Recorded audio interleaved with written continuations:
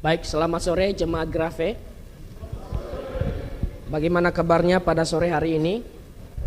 Baik, kita bersyukur kepada Tuhan karena setelah kita bernyanyi, kita memiliki kesempatan untuk mempelajari firman Tuhan. Dan bagi saya, berdiri di hadapan Bapak Ibu sekalian itu suatu kebahagiaan karena saya berkhotbah di depan dosen-dosen saya dulu. Oke. Dan hari ini Bapak Ibu yang dikasihi Tuhan, saya mau mengajak kita merenungkan firman Tuhan yang terambil di dalam 1 Korintus. Saya mau mengajak kita membuka Alkitab di dalam 1 Korintus pasalnya yang ke-16.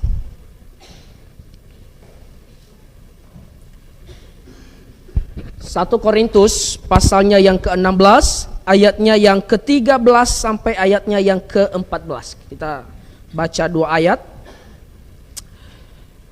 1 Korintus pasal 16, ayatnya yang ke-13 sampai ayatnya yang ke-14. Kita baca bersama-sama setelah hitungan yang ketiga. 1, 2, 3. Berjaga-jagalah, berdirilah dengan teguh dalam iman, bersikaplah sebagai laki-laki dan tetap kuat. Lakukanlah segala pekerjaanmu dalam kasih.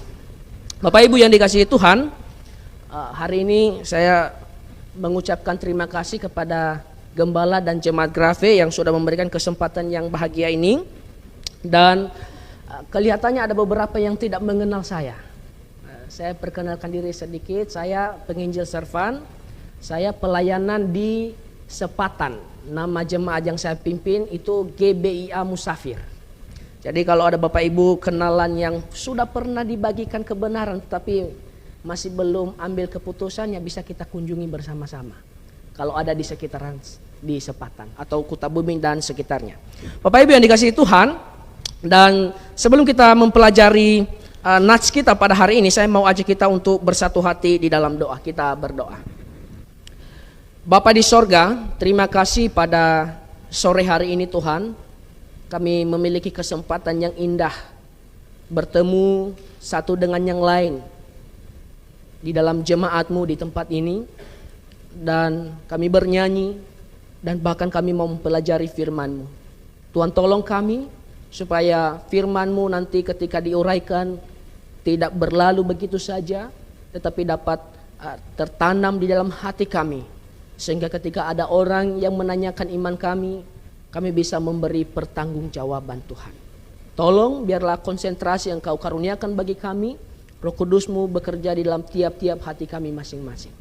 Terima kasih, kami berdoa hanya di dalam nama Tuhan kami Yesus Kristus. Amin. Bapak Ibu yang dikasihi Tuhan, ayat yang barusan kita baca itu ayat yang tidak berdiri sendiri.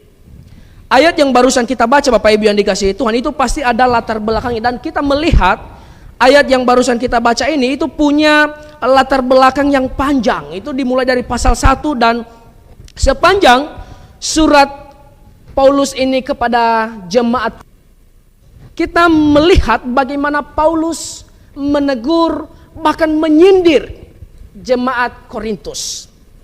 Kenapa demikian Bapak Ibu yang dikasihi Tuhan? Karena ternyata jemaat Korintus itu setelah diselamatkan, setelah mereka mengikut Kristus, ternyata banyak kelakuan, banyak kehidupan mereka yang justru bertentangan dengan kehendak Allah. Saudara yang dikasihi oleh Tuhan kita Yesus Kristus, banyak kita temukan di antara mereka ada yang menggolong-golongkan diri. Ada yang menjadi batu sandungan, yang menyalahgunakan pengetahuannya sehingga orang lain menjadi tersandung. Kita temukan di pasal-pasal sebelumnya. Oh, saudara yang dikasihi Tuhan, kita melihat ada di antara mereka yang katanya itu melakukan percabulan kepada istri ayahnya atau ibu tirinya. Dan tentu banyak sekali yang kita bisa lihat dari latar belakang ayat ini. Sehingga saudara yang dikasihi Tuhan, di akhir surat ini Rasul Paulus itu menasehatkan mereka.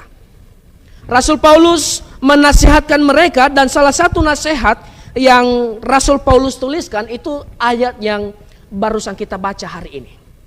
Itulah sebabnya saya memberikan tema untuk kita renungkan pada hari ini adalah perintah untuk menjaga iman. Perintah untuk menjaga iman. Kenapa saya memberikan tema ini, perintah menjaga iman? Karena Bapak Ibu yang dikasihi Tuhan, kata Yunani di balik ayat 13 dan ayat 14 ini itu berada dalam bentuk present imperatif. Itu perintah. Jadi nasihat di sini itu diperintahkan Paulus.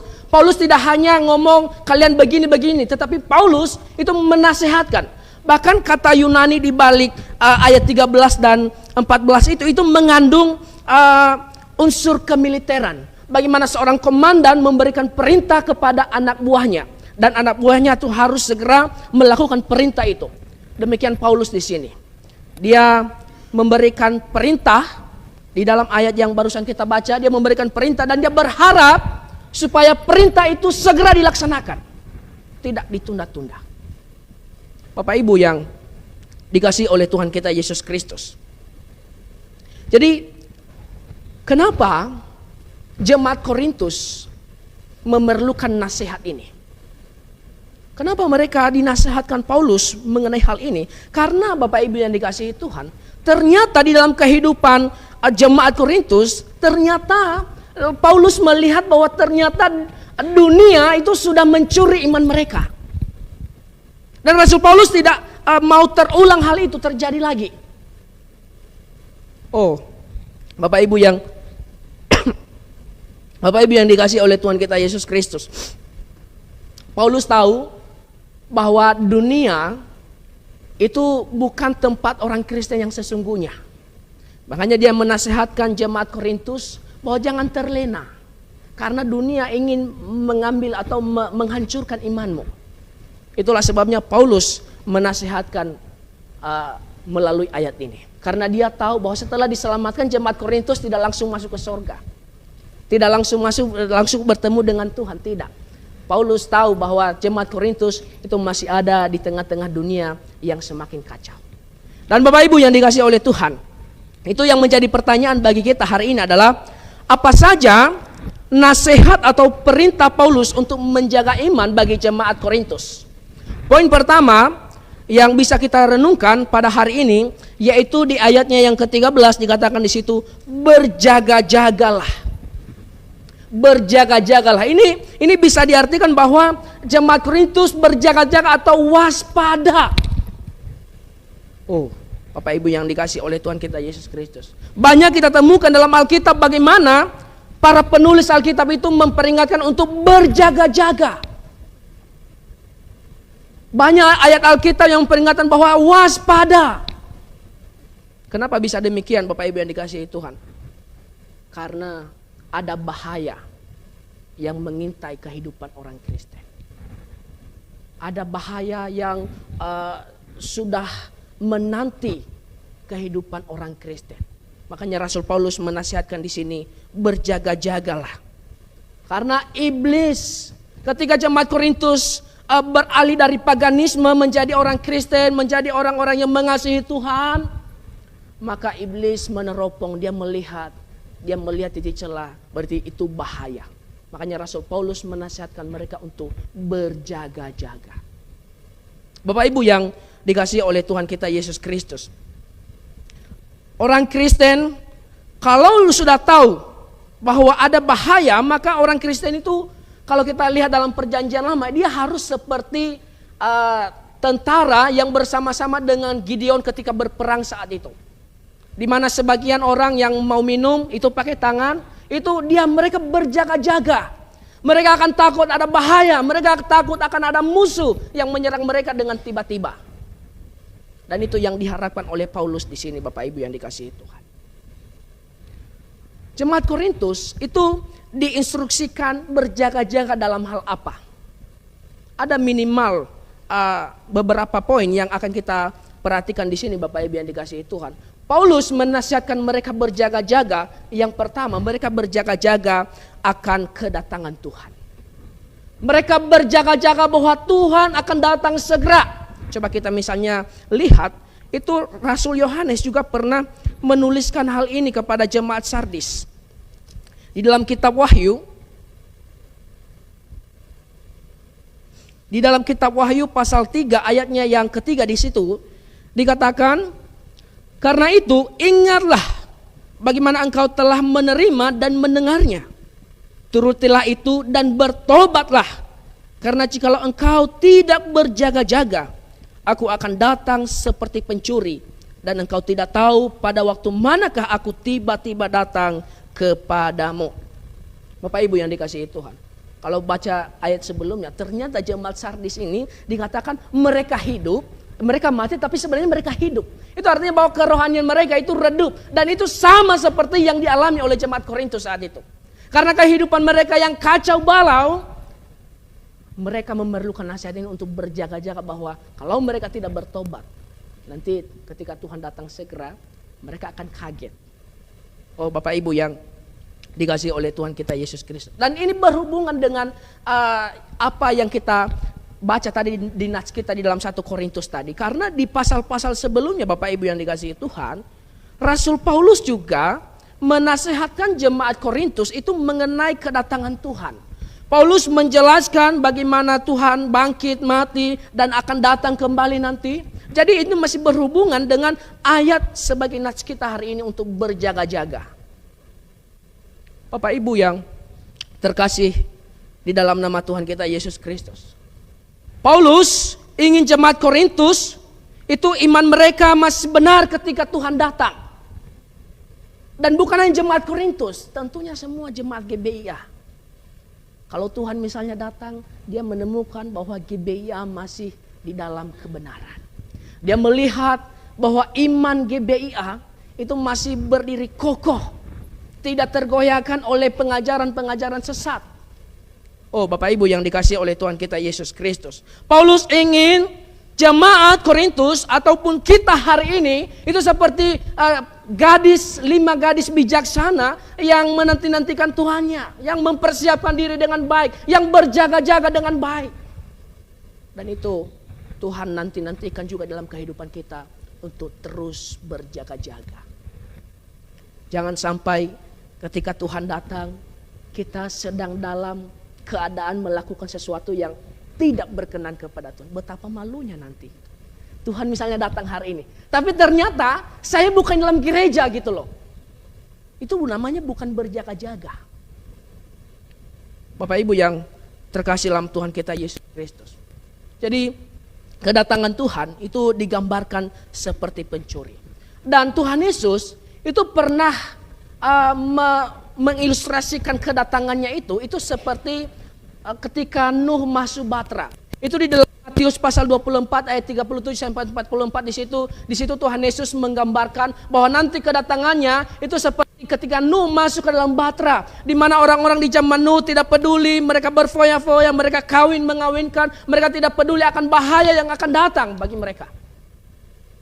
Demikian pula dengan kedatangan Tuhan. Jangan sampai katanya ketika Tuhan datang, kita seperti orang-orang yang ada di zaman Nuh saat itu. Bapak Ibu yang terkasih dalam Tuhan kita Yesus Kristus. Oleh sebab itu, karena mendekatnya kedatangan Tuhan yang digambarkan seperti pencuri, maka yang jadi pertanyaan, apa yang kita lakukan? Apa yang bisa kita perbuat? Karena kedatangan Tuhan itu tidak ada yang tahu, seperti pencuri. Ada nggak pencuri yang ngomongnya, penginjil Servan, besok saya mau mencuri di rumahmu ya. Saya mau mencuri di gereja GBIA Musafir ya, saya mau ambil mimbarnya. Tidak ada yang seperti begitu Bapak Ibu yang dikasihi Tuhan. Dia datang dengan tiba-tiba. Itulah sebabnya harus berjaga-jaga. Oleh karena hal itu, maka orang Kristen, harusnya jemaat Korintus maupun kita hari ini, karena hal itu, karena kedatangan Tuhan itu seperti pencuri, maka itu membuat kita itu semakin giat melakukan pekerjaan Tuhan, dari yang terkecil itu sampai yang terbesar. Bapak Ibu yang dikasihi oleh Tuhan kita Yesus Kristus, itulah yang dilakukan. Kalau Bapak Ibu baca misalnya dalam 1 Korintus tadi, itu yang dilakukan oleh keluarga Stefanus di situ.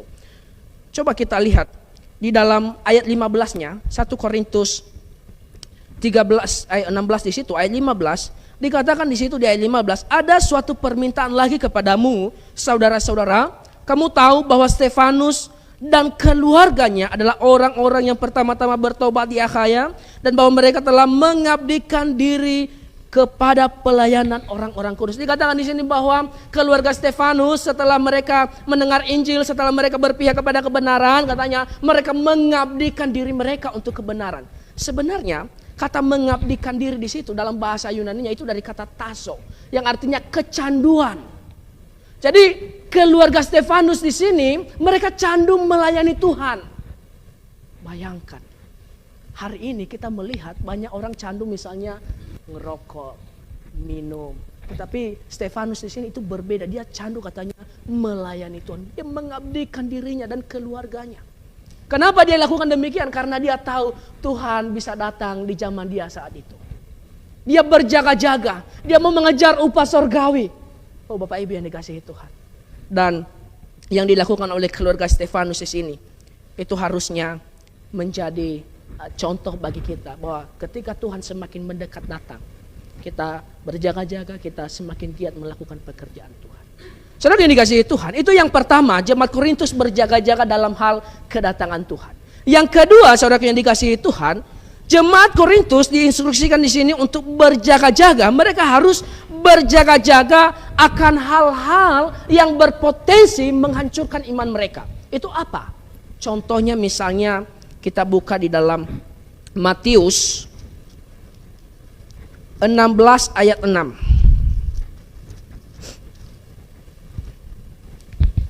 Matius 16 ayatnya yang ke-6. Dikatakan di situ, Yesus berkata kepada mereka, berjaga-jagalah dan waspadalah terhadap ragi orang Farisi dan Saduki. Bapak Ibu yang dikasihi oleh Tuhan kita Yesus Kristus. Di sini Tuhan Yesus menasihatkan murid-muridnya itu untuk berjaga-jaga. Mereka berjaga-jaga atas apa di sini? Yaitu ragi orang Yahudi. Kalau Bapak Ibu perhatikan dan baca selanjutnya, ragi di sini sebenarnya melambangkan ajaran sesat. Jadi sebenarnya jemaat Korintus itu dinasihatkan oleh Paulus juga itu mengenai hal-hal yang berpotensi menghancurkan iman mereka, itu apa? Yaitu ajaran sesat. Mereka harus berjaga-jaga akan hal itu. Bapak Ibu yang dikasihi oleh Tuhan kita Yesus Kristus, ini nasihat Tuhan Yesus kepada murid-muridnya. Dan ragi orang Farisi itu sudah menyebar di jemaat-jemaat awal. Misalnya ajaran Ebionik yang masuk di dalam jemaat Galatia. Itu ajaran dari bahwa tidak cukup percaya Yesus, perlu disunat, perlu ini dan itu. Dan Tuhan Yesus menasihatkan, berjaga-jagalah akan ajaran-ajaran itu. Oh Bapak Ibu yang dikasihi oleh Tuhan kita Yesus Kristus. Jadi itu yang dinasihatkan oleh Rasul Paulus di sini kepada jemaat Korintus. Pertama, mereka harus berjaga-jaga karena kedatangan Tuhan sudah semakin dekat. Dan yang kedua, mereka berjaga-jaga akan hal-hal yang berpotensi untuk menghancurkan iman mereka, yaitu ajaran sesat. Saudara yang dikasihi Tuhan, kalau kita misalnya intip di dalam Kisah Para Rasul pasal 20 ayat 31, di situ dinasihatkan para penatua Efesus untuk berjaga-jaga akan bahaya ajaran sesat. Bahkan Rasul Paulus juga pernah menasihatkan Timotius untuk mengawasi ajarannya katanya. Oh Bapak Ibu yang dikasihi itu. Kenapa? Karena kalau tidak berjaga-jaga akan hal itu, maka iblis bisa menggeser. Karena di dalam Efesus pasal 4 ayat 14 dikatakan di situ bahwa ajaran sesat itu bagaikan topan yang mengombang-ambingkan orang yang belum kokoh dalam kebenaran. Dan itu yang dinasihatkan Paulus kepada jemaat Korintus dan tentunya juga kita hari ini. Bapak Ibu yang dikasihi oleh Tuhan, kita menyaksikan berapa banyak orang yang tadinya di dalam kebenaran tetapi ujung-ujungnya menyimpang. Berapa banyak orang yang tadinya ini berkata ini pengajaran benar, ini pengajaran ini benar, tetapi ujung-ujungnya menyimpang. Bapak Ibu yang dikasihi Tuhan, tidak sedikit orang di sini yang tidak mengenal yang namanya Billy Graham, seorang pengkhotbah baptis terkenal saat itu. Tetapi belakangan di akhir hidupnya dia menyimpang. Bahkan katanya nanti semua orang Kristen, semua orang itu katanya ujung-ujungnya masuk surga. Oh Bapak Ibu yang dikasihi, kenapa bisa hal itu terjadi? Karena dia tidak berjaga-jaga akan bahaya ajaran sesat, akan bahaya yang berpotensi untuk menghancurkan imannya. Bapak Ibu yang dikasihi oleh Tuhan, kita banyak melihat gereja-gereja baptis hari ini itu yang terkontaminasi dengan CCM. Wow, banyak sekali. Banyak gereja baptis hari ini itu yang terkontaminasi dengan ajaran Calvinisme. Banyak sekali kita melihat. Itu kenapa bisa demikian? Karena mereka tidak berjaga-jaga atas ragi ini, ajaran sesat. Bapak Ibu yang dikasihi oleh Tuhan kita Yesus Kristus. Dan di dalam Alkitab, ragi itu dilambangkan dua. Yang pertama itu dilambangkan sebagai ajaran sesat. Yang kedua adalah dosa. Dan itu yang bisa juga menghancurkan atau menggorogoti iman seseorang, yaitu dosa. Coba kita misalnya lihat di dalam Yakobus pasal 1. Yakobus pasal 1 ayatnya yang ke-15 di situ. Yakobus pasal 1 ayat 15, apa dikatakan di situ? Firman Tuhan dikatakan di situ, dan apabila keinginan itu telah dibuahi, ia melahirkan dosa, dan apabila dosa itu sudah matang, ia melahirkan maut. Bapak Ibu yang dikasihi Tuhan, jangan berpikir bahwa setelah kita diselamatkan kita bebas berbuat dosa. Dan itu yang dilakukan oleh jemaat Korintus. Rasul Paulus itu memberikan 3 jenis manusia di dalam pasal 2 sampai pasal 3 di situ. Pertama dikatakan di situ ada manusia sarkikos, ada manusia pneumatikos. Dikatakan lagi di situ kalau Bapak Ibu nanti baca, ada manusia yang disebut dengan psuchikos. Kalau psuchikos ini adalah manusia yang pada dasarnya belum diselamatkan. Itu Paulus golongkan orang itu. Kemudian ada yang namanya manusia rohani, yaitu manusia pneumatikos. Yang ketiga itu adalah manusia sarkikos. Ini yang dilakukan oleh jemaat Korintus. Mereka menjadi manusia sarkikos. Karena ketika mereka diselamatkan, mereka ternyata tidak menghasilkan buah yang benar. Kenapa? Karena dosa. Bapak Ibu yang dikasihi oleh Tuhan kita Yesus Kristus. Jadi harusnya orang Kristen itu harus berjaga-jaga akan bahaya dari semua tindakan. Jemaat Korintus harusnya berjaga-jaga atas semua tindakan perselisihan yang terjadi di kalangan mereka. Harusnya membuat mereka lebih berjaga-jaga lagi karena ada orang-orang yang menyalahgunakan pengetahuan dia. Oh Bapak Ibu yang dikasihi oleh Tuhan kita Yesus Kristus. Jadi karena semakin besar bahaya, maka jemaat Korintus dan kita hari ini sebenarnya itu harus semakin perlu waspada akan keamanan iman kita. Bapak Ibu yang dikasihi Tuhan, apalagi yang bisa menghancurkan iman jemaat Korintus dan kita hari ini. Saya sudah singgung di awal tadi bahwa tawaran dunia. Kalau kita perhatikan, ketika jemaat Korintus ini berdiri, inilah masa-masa di mana penganiayaan itu sangat kental saat itu, penganiayaan luar biasa. Saat itu Bapak Ibu yang dikasihi Tuhan. Dan mungkin saja bisa saja dunia menawarkan ke mereka bahwa kalau ikut Tuhan, kalau menyangkal Kristus, kalau tidak lagi menjadi jemaat di Korintus, kalian tidak akan dianiaya. Jadi dunia menawarkan sesuatu yang bisa menggerogoti iman mereka, yang bisa menghancurkan iman mereka, dan itu yang dinasihatkan oleh Paulus, berjaga-jagalah akan hal itu. Saudaraku yang terkasih dalam Tuhan kita Yesus Kristus, inilah yang dilakukan oleh Demas. Kalau Bapak Ibu perhatikan di dalam kitab Filemon, dikatakan Demas di situ awalnya itu adalah teman sekerja Paulus. Dia bersama Lukas dan teman-teman yang lain. Tetapi belakangan apa yang dia lakukan? Di akhir surat Paulus kepada Timotius dia berkata, Demas telah mencintai dunia. Jadi Bapak Ibu yang dikasihi Tuhan, inilah hal-hal yang bisa menggerogoti iman orang Korintus saat itu. Dan juga tidak tertutup kemungkinan bagi kita hari ini. Bapak Ibu yang dikasihi oleh Tuhan, itu poin pertama. Perintah untuk menjaga iman. Poin kedua, itu masih di nats kita tadi dalam 1 Korintus pasal 16. Dikatakan di situ, berjaga-jagalah. Kemudian berdirilah dengan teguh dalam iman.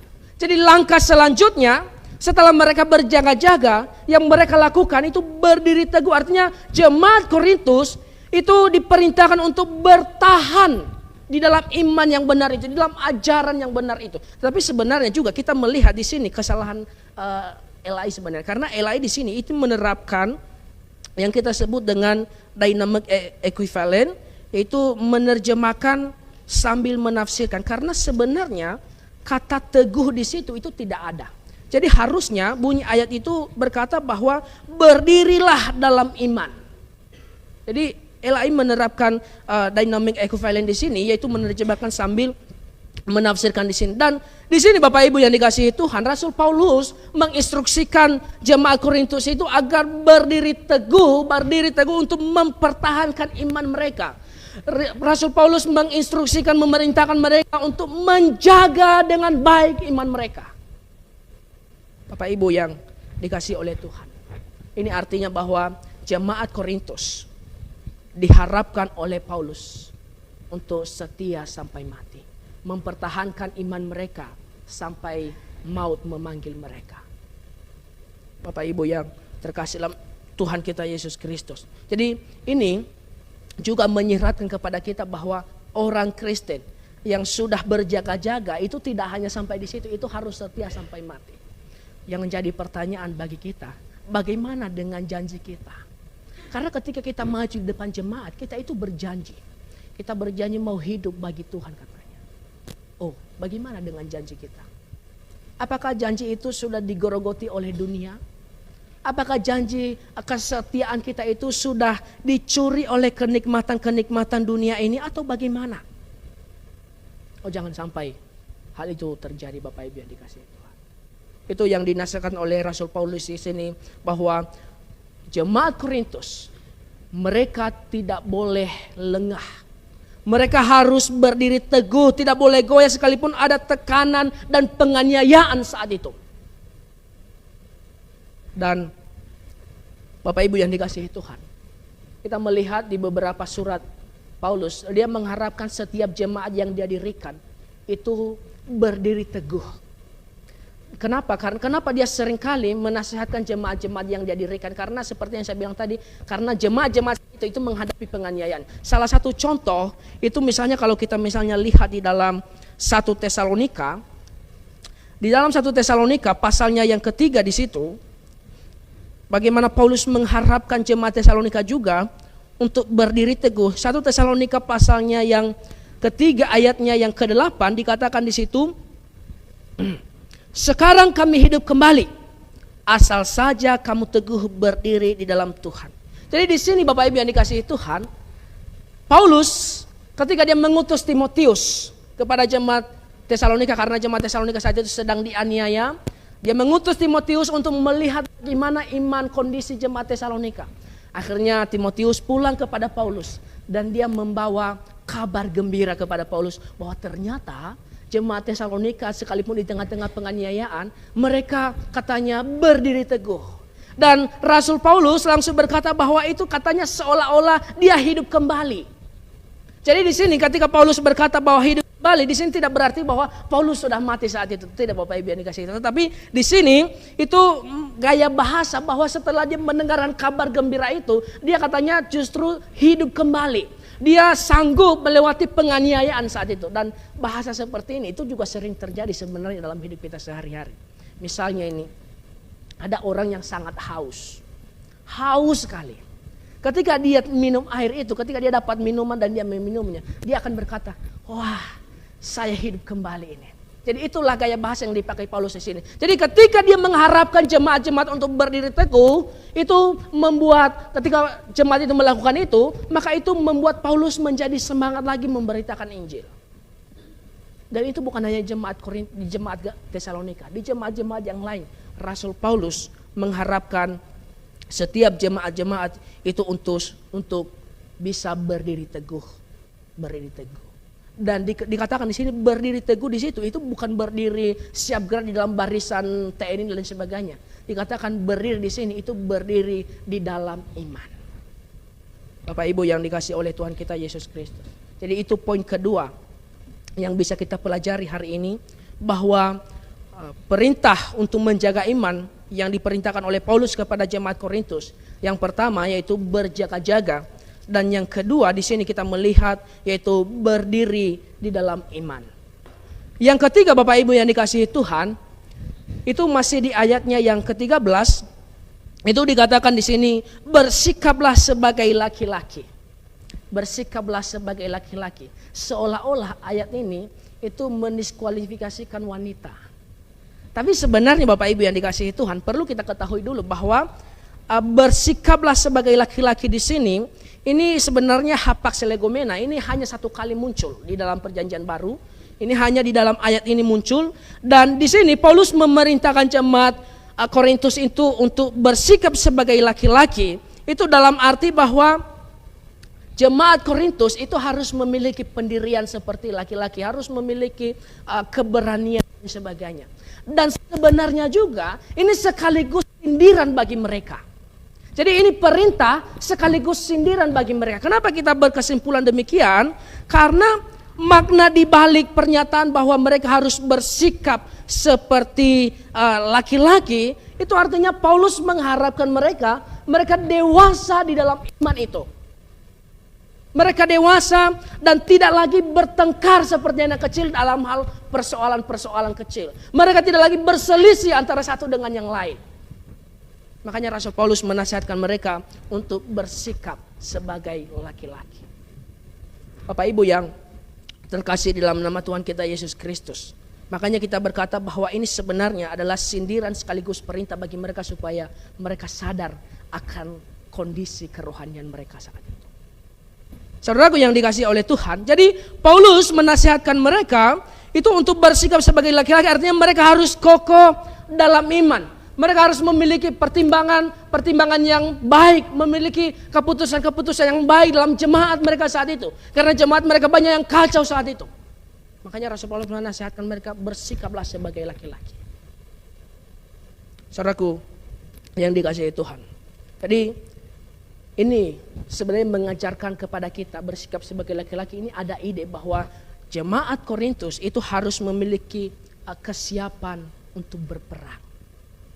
Karena kalau mereka diam-diam begitu saja, disitulah datang iblis, disitulah datang menggerogoti iman mereka.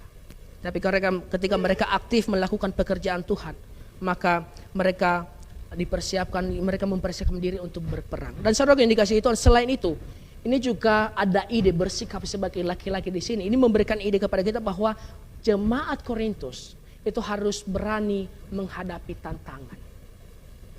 Oh saudara yang dikasihi Tuhan, banyak orang yang tidak ikut kebenaran karena keluarganya. Wah, saya nanti dikeluarkan dari kartu keluarga kalau saya ikut GBIA, kalau saya ikut ajaran GBIA. Oh Bapak Ibu yang dikasihi Tuhan, Rasul Paulus mengingatkan kita pada hari ini bahwa kita harus menghadapi tantangan seperti itu. Bapak Ibu yang dikasihi Tuhan, mereka tidak hanya berjaga-jaga.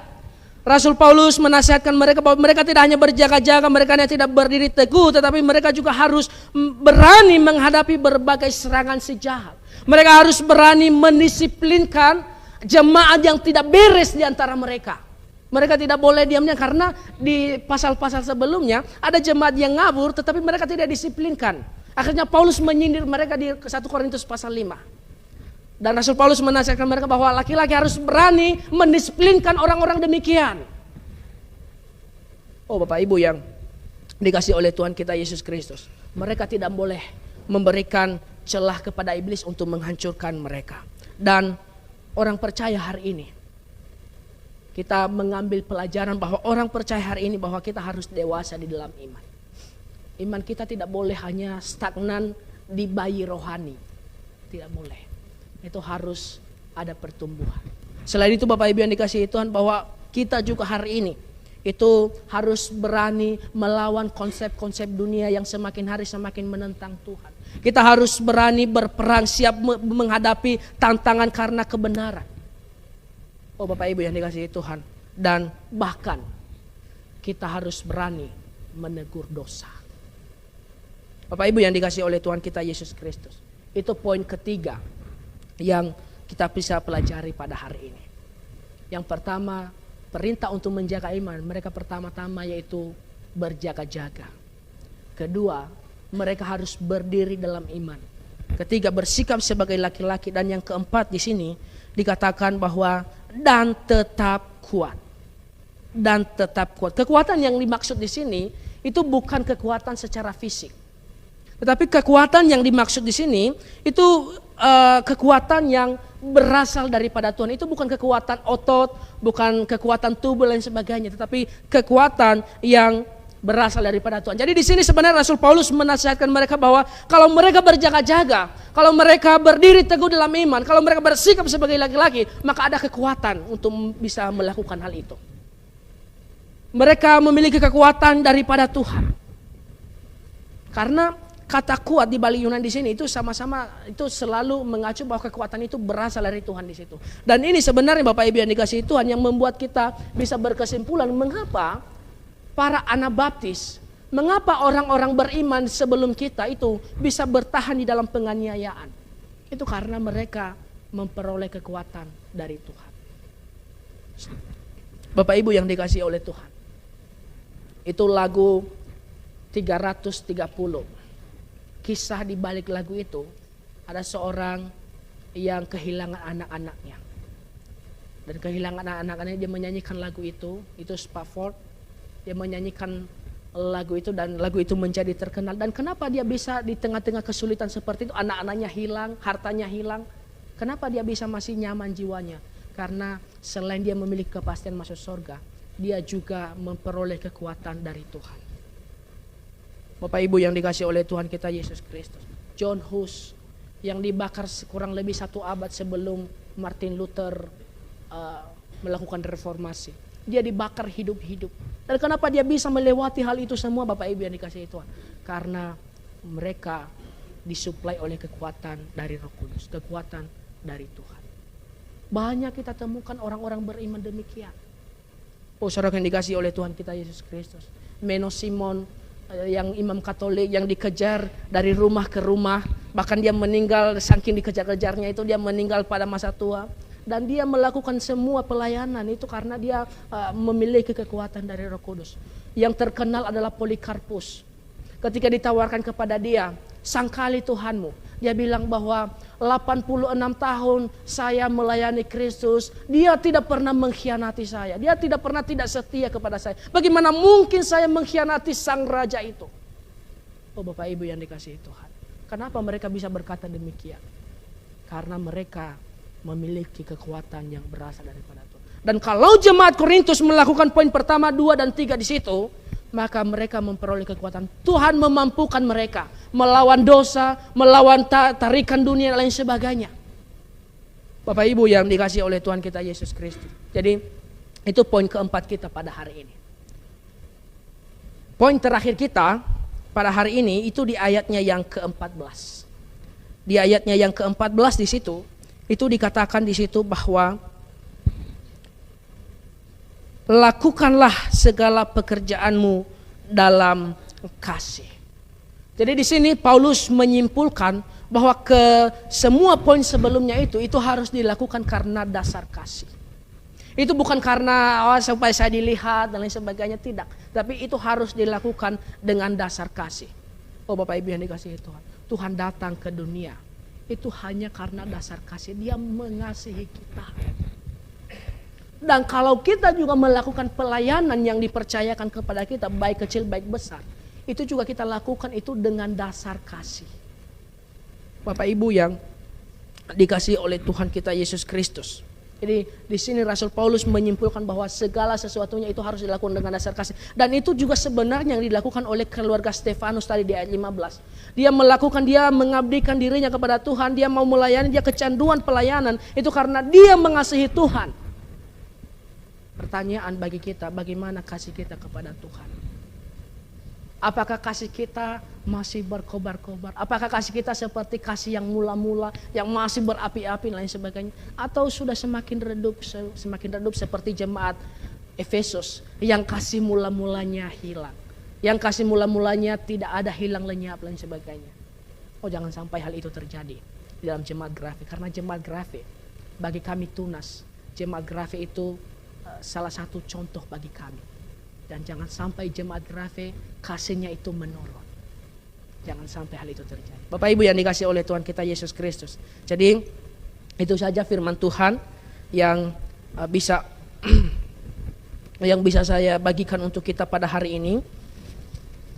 Kiranya firman Tuhan ini dapat menguatkan kita di dalam kehidupan kita sehari-hari. Dan untuk menutup firman Tuhan di dalam doa minta Bapak Gembala Andrew. Mari kita berdoa. Bapa di surga, tolong bantu kami untuk berjaga-jaga, supaya apa yang telah kami dapatkan, yaitu kebenaran di tempat ini, itu bukan saja kami pegang dengan setia sampai akhir, tetapi memancar sampai orang lain pun melihatnya. Dan kami bukan lagi manusia yang duniawi, tetapi sudah mengarahkan pandangan kami kepada hal-hal yang rohani, yang surgawi. Dan dengan demikian, maka orang-orang yang di sekeliling kami akan mendapat berkat dari iman kami. Terima kasih Tuhan untuk firman Tuhan yang sudah kami pelajari ini. Dalam nama Tuhan Yesus kami berdoa. Amin.